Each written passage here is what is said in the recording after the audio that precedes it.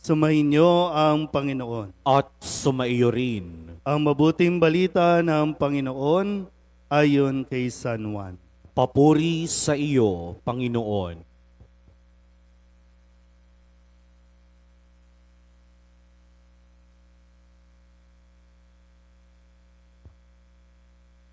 Noong panahong iyon, itinanong ni Pilato kay Jesus, "Ikaw ba ang hari ng mga Hudyo?" Sumagot si Jesus, "Iyan ba'y galing sa inyong sariling isipan o may nagsabi sa inyo?"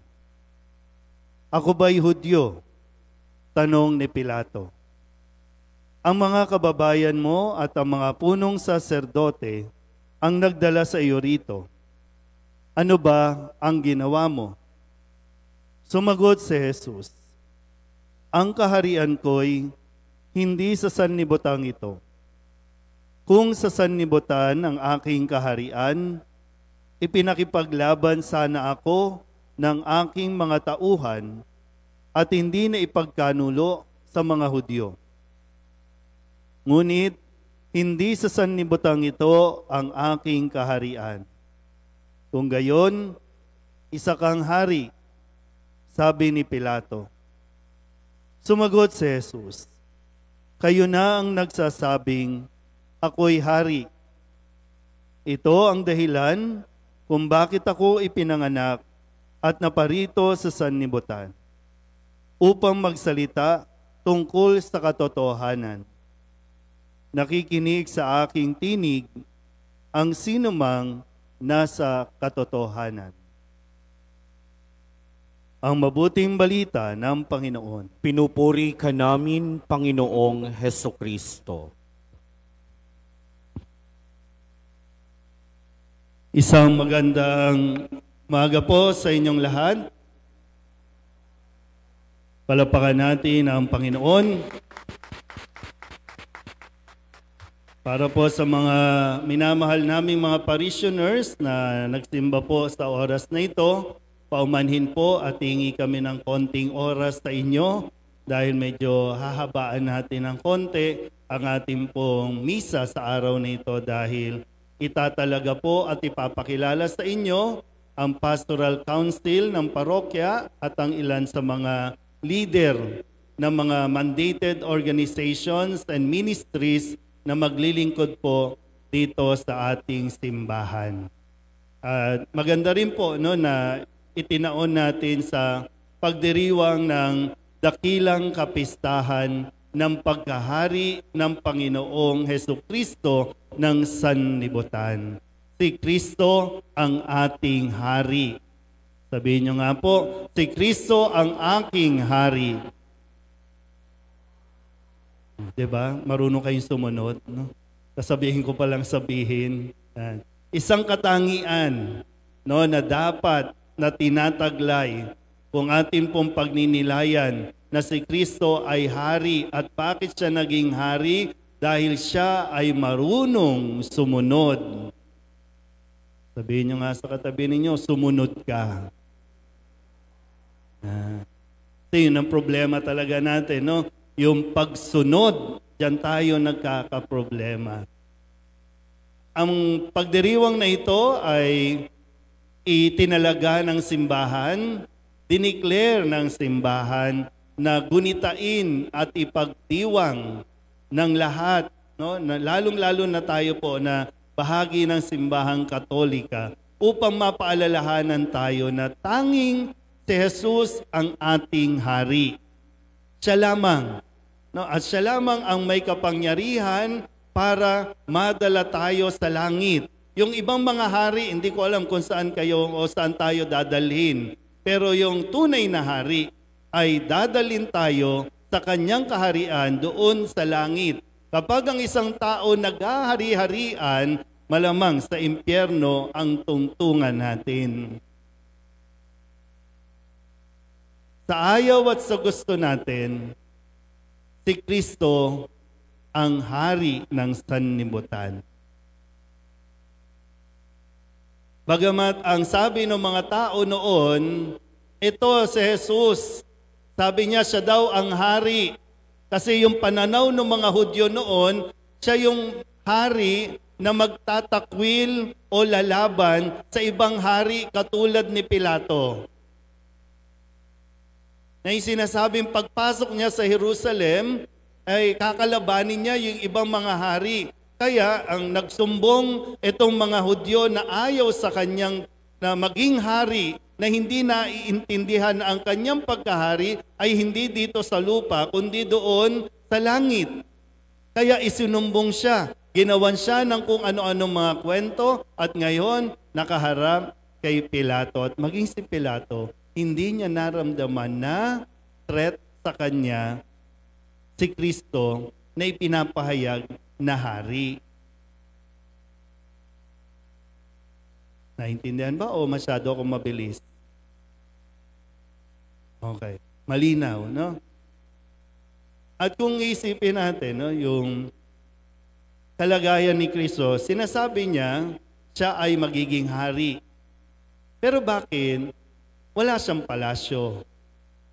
Bakit wala siyang mga bololoy sa katawan? Walang mga alahas? Wala ngang korona. Ang meron siya, pinutungan ng koronang tinik. Pero hindi ginto. Wala ring setro, wala ring kapa. Na isang paalala sa atin na lahat ng mga pinahalagahan nating mga material na bagay, hindi naman kasi kailangan yan sa langit.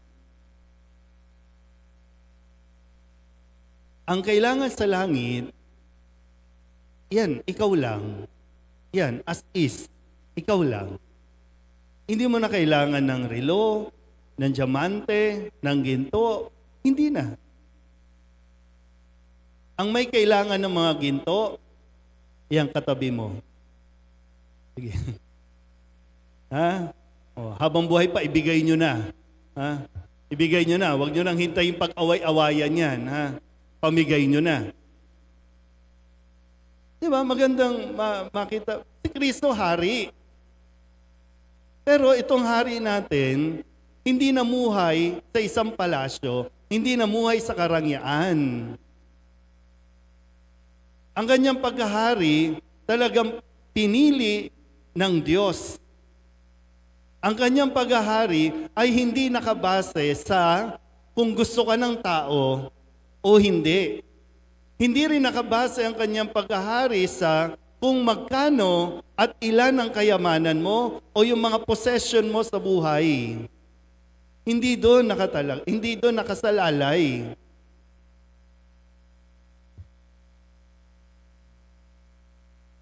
Kaya sana po, no, pagnilayan natin ng mabuti. Ngayon, ang ating hari, ang ating Panginoong Hesukristo, ay nagtatalaga ng mga makakatuwang niya at magpapatuloy ng paglilingkod. Yung hari natin, yung itinalagang hari, siya yung naglingkod. Yung hari natin, siya yung nag-alay ng buhay. Sa mga napapanood natin mga kwento ng mga hari ay kapag may problema, kapag mayroong mga sasakop, mayroong mga mananakop, may gera, ang unang pinoprotektahan yung hari. Pero si Kristo bilang hari, kung magkakaproblema, siya ang proprotekta sa atin. Kung mayroong may kaila, siya ang maglilingkod. Kaya, sa mga maglilingkod, minsan leader lang ang tawag dyan, no? Leader. Maganda lang yan. Magandang pakinggan lang yan. Leader. Sino ang PPC head dito? Sino ang PPC president dito? Sino ang secretary? Sino ang vice? Sino ang coordinator? Minsan pagandahan pa kayo ng pangalan, no? Chairman. Wow. May ganun pa, no? Pangalan lang yan. Kasi kung naiintindihan natin ang tunay na nakaakibat sa mga pangalan na yan, magiging maayos ang iyong paglilingkod. Sabihin nyo nga sa katabi ninyo, hindi mo ko kaagaw.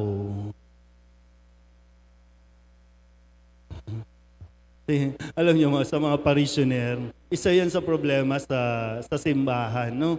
Yung mga naglilingkod, yung mga leader pa mismo, nag-aaway-away dahil lamang sa posisyon, yung title. Kasi tinan mo, yung mga leader natin, wow, nakapostura. Yung mga miyembro, wow, yagit. Pero mas mabigat ang nakaatang na responsibilidad sa inyo ng mga leader. Gusto nyo maging leader? Yeah? Gusto nyo, ha? Gusto nyo talaga yan, ha? Gaya ng naranasan ni Jesus, hindi lahat magugustuhan ka. Hindi lahat sasang-ayon sa iyo. Pero, puro kayo pepekto sa Pero nandun kasi doon lumalabas yung tunay na motivasyon o motivation kung bakit ka naglilingkod. Yung kahit na mayroong may ayaw sa iyo, maglilingkod ka pa rin. Hindi yung magre-rebelde. Yung kahit wala ka ng title, kahit mapalin, kaya nga ini-encourage ko sila, ipasa nyo na. Huwag nyo nang hintayin kung malagutan kayo ng hininga, saka kayo mapapalitan. Kasi unang-una, hindi ninyo kaharian ito. Hindi ito kaharian. Pansamantala lang tayo. Yung naging paglalakbay ko po, no? Mula doon sa Makati, then napunta sa Quiapo, okay na ako eh. Alam nyo, yun yung pakiramdam na okay na ako eh. Na settle na, naka-adjust na, okay na ako dun eh. Medyo close na kami ng mga mamamasan. Okay na eh. Nung una kasi, dumating ako, sino ba yan? No? Mayroon pa mga basher, may mga nagmumura pa sa akin sa social media. Sino ba yan? Alam mo kung sinong, ganun. Pero lumipas ang panahon, okay na ako eh. Close na kami, pati na kami. And then, lipat ka sa Soledad. Adjustment na naman. Panibagong environment na naman. Puro gulay naman ang nandoon.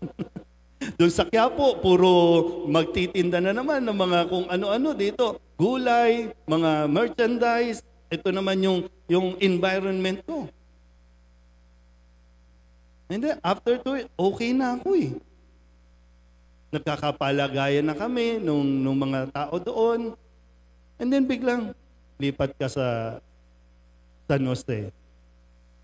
Nag-aaway-away dahil dan sa posisyon. Narinig ko eh. Nabasa ko sa social media.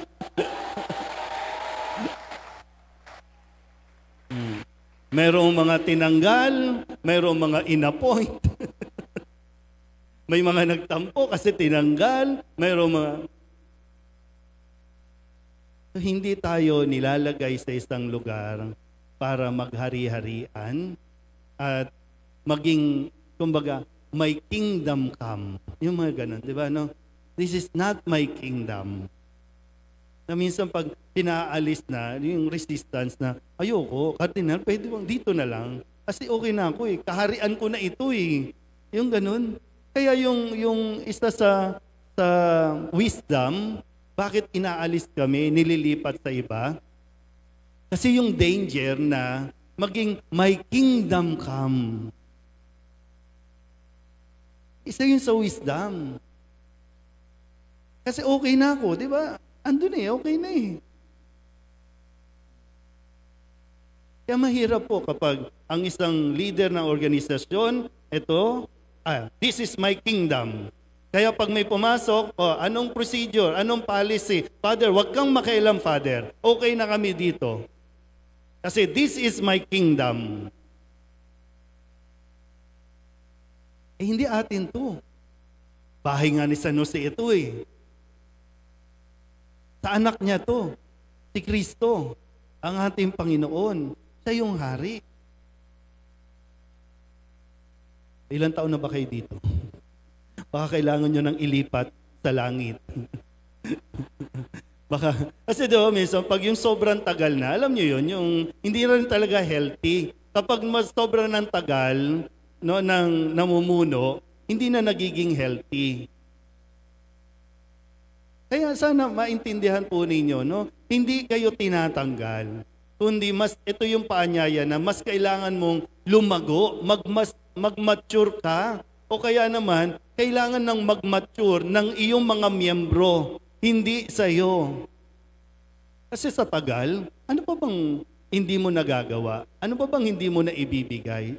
Sa tagal mo dyan. Huwag kayong magtatampo kapag inilipat na kayo. O sinasabing, kasi ang tunay na leader, umuhubog ng mga susunod sa kanila. Yun yung tunay na leader, yung meron kang nade-develop. At mas mainam po na matuto kayong mag-give way. Para mas masaya na magsisimba ka pa rin, pupunta ka pa rin dito, makikibahagi ka pa rin. Yung iba kasi kapag tinanggal na o kaya napalitan na, nagdadamdam, nagtatampo, hindi na ako pupunta dyan, hindi na ako susuporta dyan. Sabihin nyo nga sa katabi ninyo, huwag kang ganon.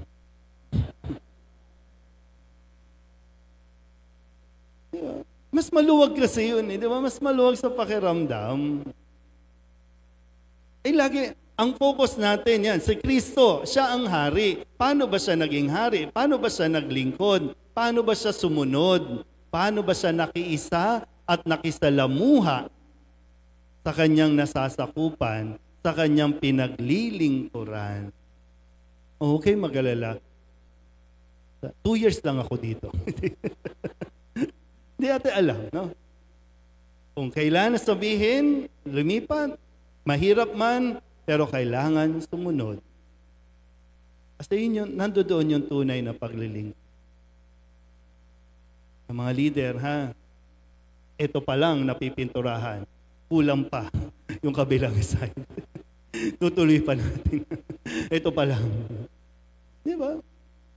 Kayo pala yung mga leader, ang tagal-tagal nyo na dito, hindi nyo man lang napalitan. Tapos nag-aaway-aaway kayo. Papagalingan kayo, hindi nyo nga napapinturahan yung isang poste man lang. Pero pagtutulong-tulungan natin, Kung medyo may nag-aaway dahil sa posisyon, kunin nyo yung korona ng Nazareno, iputong mo sa kanya ang korona. Okay, gusto mo yan? Ayan. At yung mga leader po, no? Tandaan nyo masigit yung responsibilidad at inaasahan sa inyo. Kayo ang mas dapat nagbibigay. Kayo ang dapat na mas naglilingkod. Kapag hindi ko kayo nakitang nagwalis ng simbahan, alam nyo na, may attitude ka na. Pero kung gusto mo, sige, ibibigay natin. Papalakpakan ka namin kung gusto mo yan. Pero, yun nga, lahat ng ito ng ating ginagawa, sana makatulong, makarating tayo sa langit, sa kaharian ng Panginoon. Amen?